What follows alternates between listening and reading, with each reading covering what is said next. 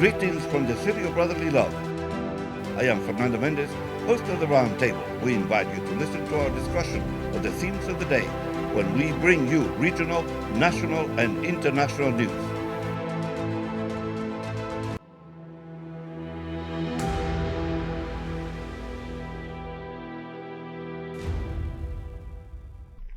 Señores oyentes de Usala Media, bienvenidos a otra edición de la Mesa Redonda de Roundtable.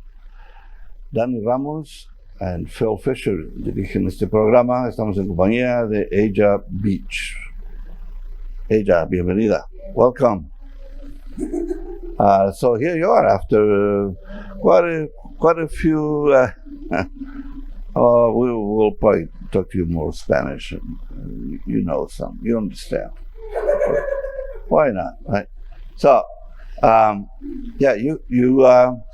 you had been part of this organization at some point. You had, been on our show quite a few times. At the very beginning, yes, and then you disappeared from view. Yeah. Then you disappeared, but here you are again. So, Aja, before anything else, I mean, there's an event that you want to promote. There's an organization that you work with right now. Let's talk about the organization first, and then about what they are doing. Yeah, so I am on the board of an organization called the Foundation, and we offer mental health support to first responders. So, EMTs, fire, prevention specialists, firefighters, police officers, and people who are out there, on the front line experiencing trauma. But maybe they're considered about their job, and they don't get to really get support to that in a way that makes sense to them. Sometimes it's provided through their work, and that can be helpful, but in a lot of these positions, sometimes, as journalists, we understand that too, it seems part of our job, right? We're not writing about something traumatic. I kind of feel like that traumatic thing happened to someone else. I explain it and I live with it in my own way. But I kind of put aside that I need support for that. Like, I can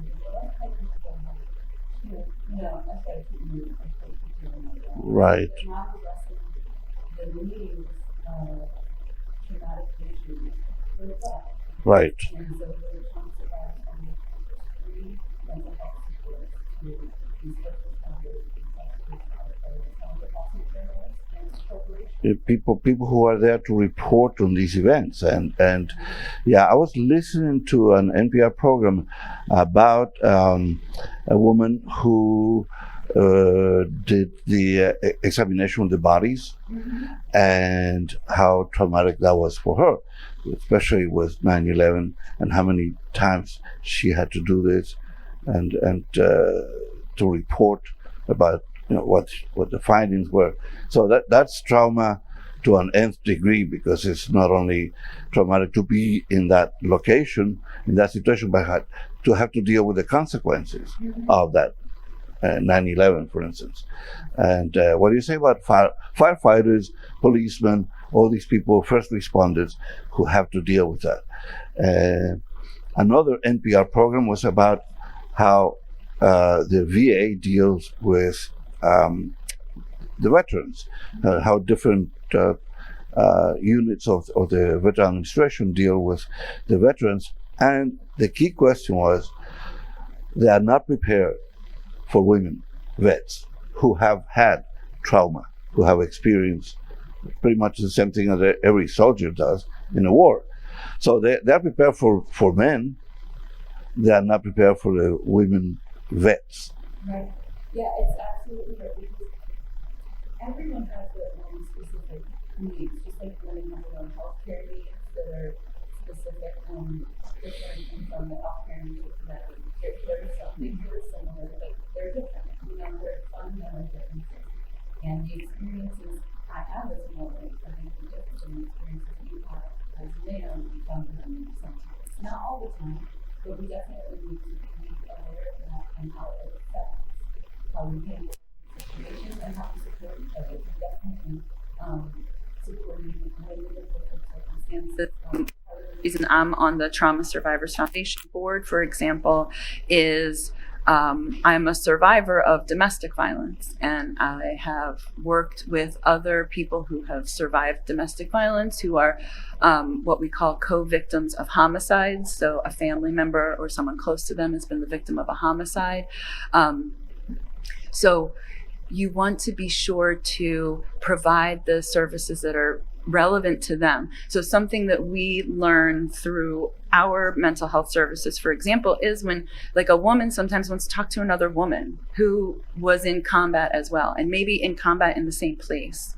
And so they want to have like what we call a peer support system. And then we help organizations develop that so that it doesn't feel so much like I'm calling my therapist. You could text your friend who's been through something similar and say, hey, I'm having a really bad day today. I'm remembering this thing, or, this tragic event that we're called to service on, and I can't get it out of my mind today. And I really need to talk to you about it. And sometimes, we'll go out for coffee, or we just talk by text. And that's the best thing that sometimes we can do for each other. And then sometimes as a peer, we say to each other, maybe let's take this further. Maybe you need to talk to a professional now. Mm-hmm. And something that's great about Trauma Survivors Foundation is our primary directors are a police officer and a former firefighter. The police officer is a current police officer in Delaware. His name is Harold Bozeman. And then our former firefighter, his name is Dennis Carradine. And Dennis is also a clinical therapist. So he can provide those different kinds of therapeutic services from the point of view of someone who's experienced these traumas firsthand. We were called down to places like the Pulse nightclub, Sandy Hook. So when all of those things happen, and we'd go there to offer, like we said, the traumatic supports, because if you can imagine, of course, losing a child is terrible, and a first responder there never wants to say, hey, I need support. We're always there for the families. So it's important for people like in our organization to go up to these events and kind of say, hey, the first responders need help too, because they just had to see this. And they, like you said, with the bodies, it's their job to get the bodies out, to examine them. And there's a whole process with that. Our event Saturday is called the Black Tie and Sneakers Gala. It's a masquerade. Black Tie and Sneakers Gala. Yes. And so... so you don't have to get fancy shoes to come. Okay. But what is the cost? I believe, I want to say maybe like $75 a person. Location? It is at Live Casino. Live Casino. Mm-hmm. And the time? Live exclamation point. And the time? It starts, I believe it's 7 p.m. The VIP tickets start. But we're going all night till midnight, I think. We will have the Phillies game on. We'll try to put that information on our screen. Oh, well, thank you. The place and time. It's location. Up right now. So, we'll throw the Live exclamation point. So it's it's a worthwhile organization. I mean, I'm glad to find out about it, because that was the surprise talking to you about coming to my show, and you said I have this event. So that's we're very happy to help you promote that. So it's a black tie but with sneakers. Yes. So, and then we also have a lot of different things, like we partner with beverage companies, we partner with a sneaker company that helps to give a discount. And then if you buy your sneakers through them, they make a donation to our organization. We've been working with, trying to develop some programs internationally for people who work in like press internationally, because covering things like the war in Ukraine even on Twitter, it's like a bombardment online constantly for people who are writing, and we just see a new need for mental health services for writers and people who are just experiencing these things firsthand. We're very happy to support that. And thank you. Now is the black tie compulsory? Because there are many people who don't have the tuxedo, the black tie. I will not be wearing a black tie, but I feel like we'll let you in anyway if you don't wear a black tie. I cannot see Reverend Fisher with a black tie. He has the sneakers. The black tie, I don't see that coming. It is tomorrow too. So if you don't have a tuxedo available like right now, right, you're gonna have a problem. Yeah, you have a problem because it's probably impossible to rent at this point. Too many events for weekends. Anyway, yeah, I have tuxedos, but I think because of COVID, I don't think anything fits me anymore. I was gonna say maybe it needs to be pressed or something like that. No, I blame it on COVID. It doesn't. I doubt it. I haven't even tried it because I'll be depressed to find out how much it doesn't fit. Aww. But it's a great thing. I mean, really, honestly, seriously, this is something we're very happy to support. Now, on a more personal level, we're going probably through the last stages of COVID. People say it has gone, but it comes back with a different shape or form. But how do you deal with it? Did you have COVID? I have never tested positive for COVID. I have been vaccinated, fully vaccinated. Some people I know have had it. My youngest son had it, but I never, I didn't have any symptoms, and I didn't ever, and whenever I tested, I never tested positive for it. I know people who have had it 3 times. And I was very nervous in the beginning too, because I was born with a physical disability, and my youngest son has autism, so he has a disability. And I know a lot of people and do a lot of advocacy in the disability community, so I was very concerned. And I still, try to support people who are talking about their symptoms with long COVID, because I don't understand it, but that doesn't mean it's not real thing that's happening all around me. Right? Apparently for a lot of women, especially, the long COVID is there, which is no taste and no sense of smell either. So I had that for a while. I had COVID before vaccines were available, so that was a little worrisome. It hit me hard. The second time was after vaccines.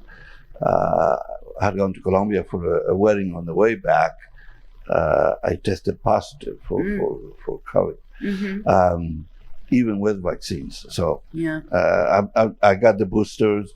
I think I need one more now, combined with the flu. Now the flu, because we have been protecting ourselves from all bacteria and all infections, the flu now is more prevalent. It's taken more of a strength. So a lot of people are testing positive for the flu. Yeah. I knew someone I worked with. Well, I was also friends with her. But early on during COVID, she passed away, Jody Barbizon. And she was, very active in, the Scouts down in Port Richmond. And she was always there for the kids.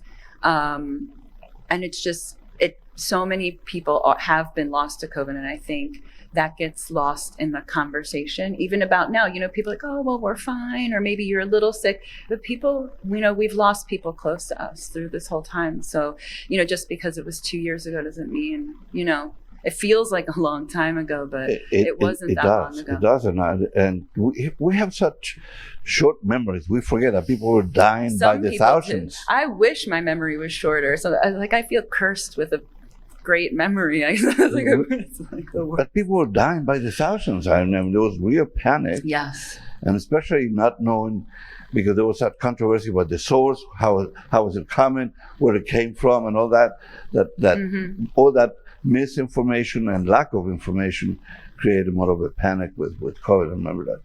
And then the other side of that was the people who were opposed to us wearing masks, not getting the vaccine, and all that. So it prolonged the whole.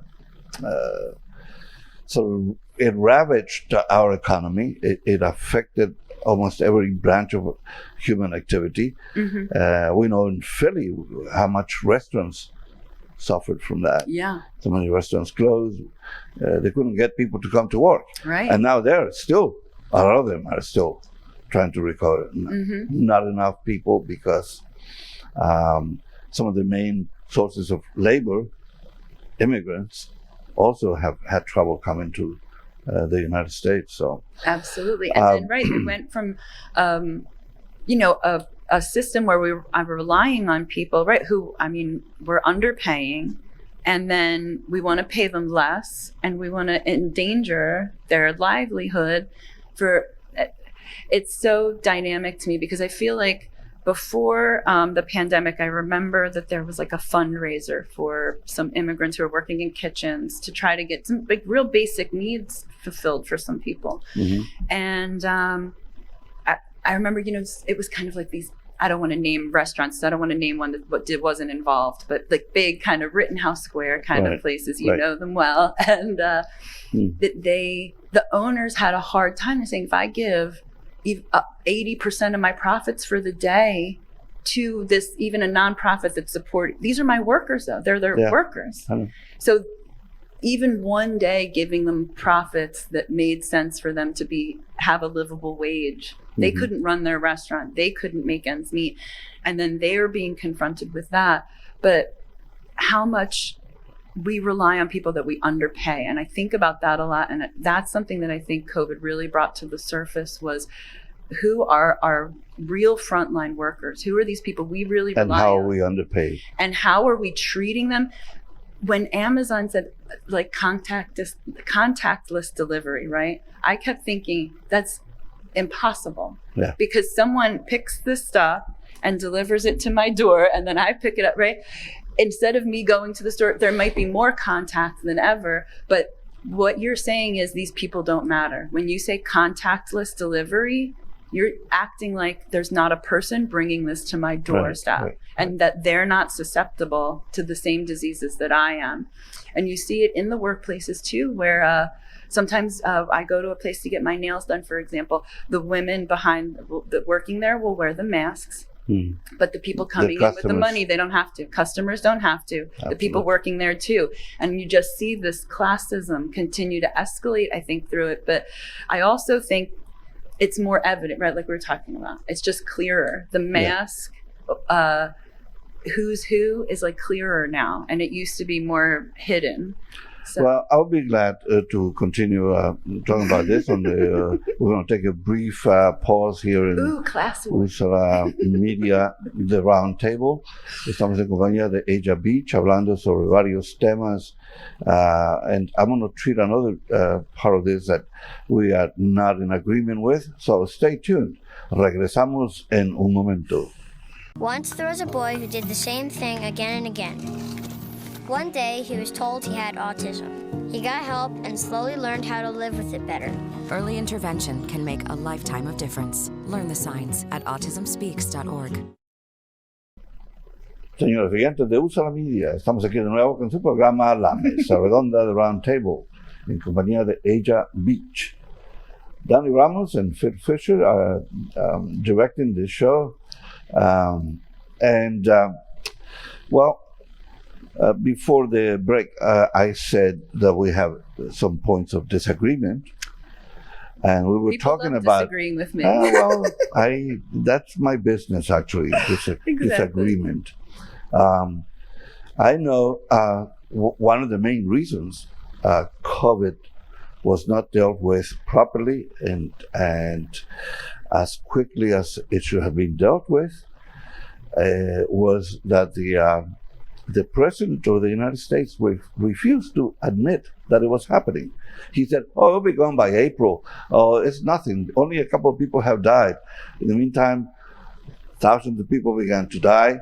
The illness spread for months and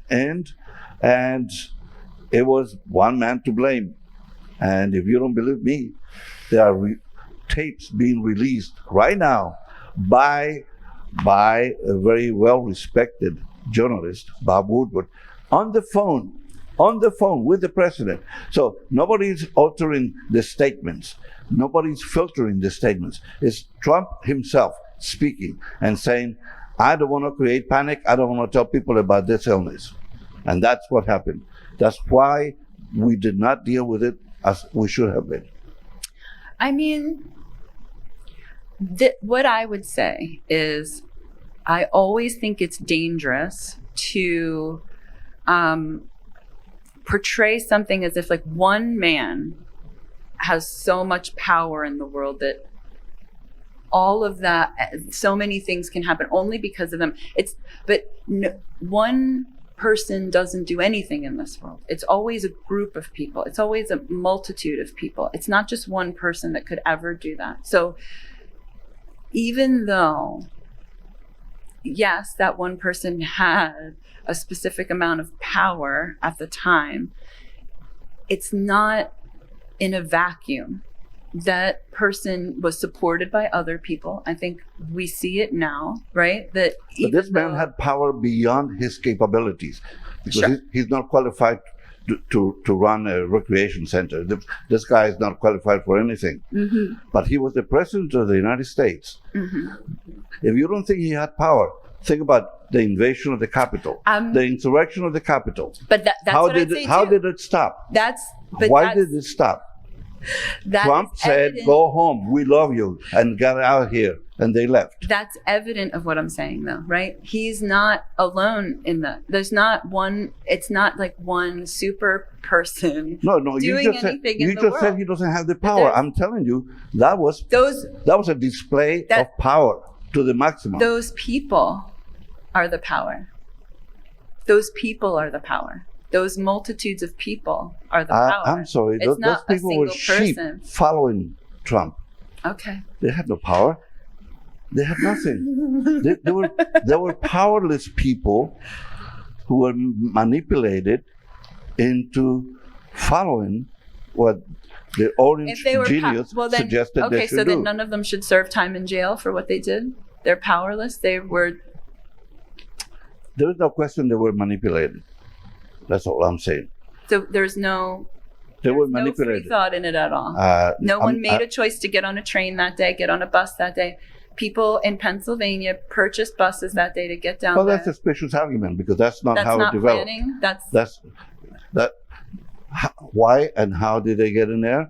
Now, if you listen, I don't know if you have had an interest in listening to the January 6th committee, but through their investigations, coming from the outside, the Oath Keepers, the Proud Boys, other groups that And those somehow got together to plot to defend this man, to defend the indefensible, to keep this man in power. They were all this. See, but thinking that it can only happen with Trump is the problem, right? Yeah. It can happen with anyone. Those people could support anyone, just like we're seeing right now. But one of the people running in Pennsylvania was one of the people who took a bus that day, January 6th. He's running for governor of Pennsylvania right now, right?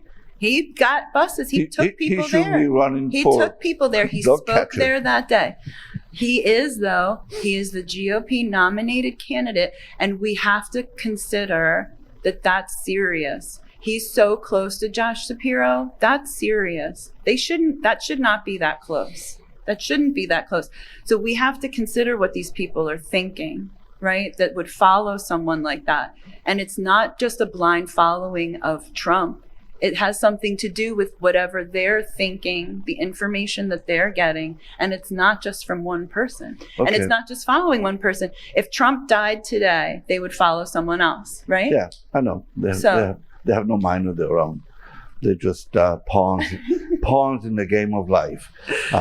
But let's go back to it, because You want to talk about January 6th. you like to deal with trauma. Your company, your entity deals with trauma, and you leave me with trauma today. I'm leaving you and traumatizing you. Anyway, Wait, hold on. Back it up. no, we're getting close to the end. So I want to emphasize your project and repeat what you intend to do. This event with the you're Black holding. Tie and Sneakers Gala? yeah. Oh, yeah. Well, we're just going to have a great time tomorrow night. Oh, gosh. It's like coming up on us. Tomorrow night, very exciting. And at Live Casino and Hotel, we will have the Black Tie and Sneakers Masquerade Gala. we're very excited. All the proceeds will go to the Trauma Survivors Foundation, and we offer mental health supports to first responders. Excellent. So the time is for this event, for the hour? I think 7 p.m. it starts. 7 p.m. Okay. I feel like, you know what, I'm going to like get there most at of those 9, things. so that's when I'll be there. Like most of those things, there's a cocktail hour and whatnot. So Exactly. that's great. We're very happy to support that. And this is for the people who deal with trauma, with Yes. with vets, with policemen, firefighters. What else? And I'm a journalist, so anyone who's really experiencing what we call either vicarious trauma or firsthand trauma. So the firsthand trauma would be I'm in an incident, right? So like if a police officer is in an incident and is affected, they're shot at, they are shot, they witness their partner being shot, they witness a commotion right in front of them. Just the other day, I was walking dogs at 13th and Wallace. I saw a mass shooting. A 19-year-old was shot and killed. I mean, shot 20 times. And I was just blocks away. I saw it. But doing the work I do, I saw something like that. I just knew how to get out of the situation. I went on with my day. Like, keep calm and carry on. Well, so you have to come back, and because there are so many of these topics, like weapons in the street, drugs, all that stuff, violence that we have to deal with. So you are invited to a follow-up program. Even though it traumatized you today. I was kidding. I was kidding. I want to thank you for coming to Thank you for Usala Media, the Roundtable. Thank you. We'd love to have you come back anytime. Señores oyentes, hemos llegado al final de este programa de la Mesa Redonda, de Roundtable, desde el corazón de la ciudad del amor fraternal, en compañía de Aja Beech. Dirigieron el programa Danny Ramos y el pastor Phil Fisher. Muchas gracias, los esperamos hasta la próxima. Pagano's Market and Bar has been serving gourmet Italian foods in Center City for 3 generations. Call Matthew Pagano for all your catering needs, and during these difficult times, please mention Fernando Mendez and receive a nice discount along with free delivery. Pagano's also makes the finest gift boxes in the city for all your holiday needs. Visit paganosmarketandbar.com. Greetings from the city of brotherly love. I am Fernando Mendez, host of the Roundtable. We invite you to listen to our discussion of the themes of the day when we bring you regional, national, and international news.